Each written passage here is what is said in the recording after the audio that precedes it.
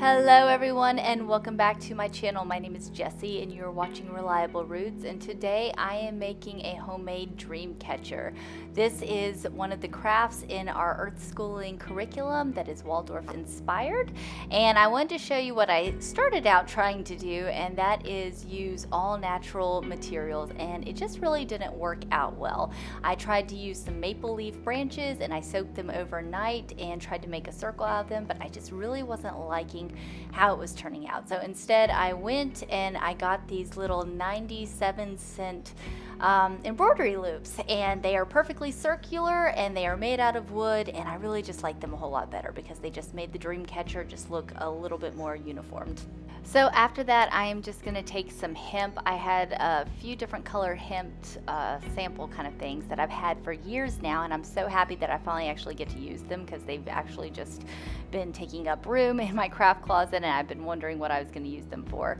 So this is actually a kindergarten kind of craft that it's really good for motor skills, and I had my kindergartner doing it, and she did get a little bit frustrated from time to time, but overall she was able to do the entire thing completely by herself. Now I just wanted to show you here real quick is that when I got to the end of one color, I just hot glued it down, and then I hot glued the other color in the same direction as that, and then I went back so that it was kind of seamless in between the two different colors. It is important to get the hemp as tight as you can and as close to each wrap is as close to each other as you can so that you can't see the wood part underneath. This is a little bit more difficult with the smaller children, which is why I ended up doing my preschoolers wrapping for her. She tried it out at the beginning, but it was just really very loose, and she was becoming quite frustrated with it. So this is definitely more of a kindergartner age craft and above.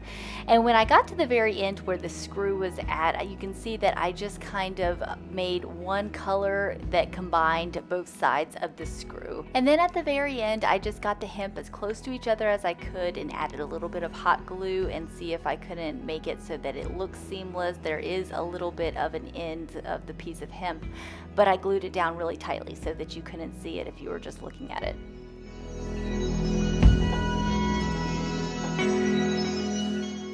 The next part of the dream catcher that I am doing is just the spiderweb sort of thing, and I'm just going to use some thicker embroidery floss for this and use my needle to be able to wrap around the hemp that I have wrapped around the loop with.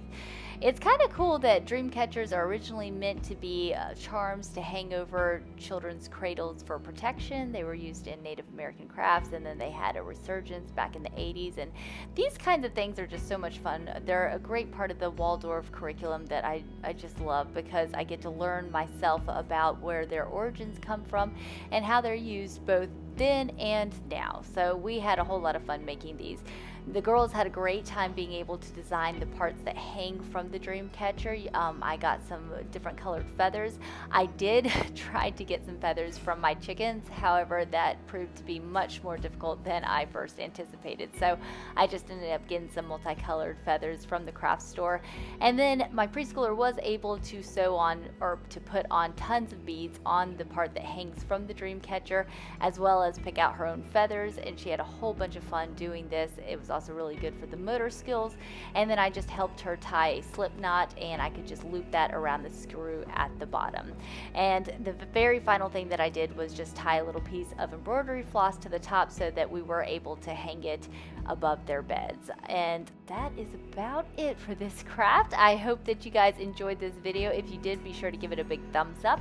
Don't forget to subscribe, and thank you so much for watching. I will see you next time. Bye!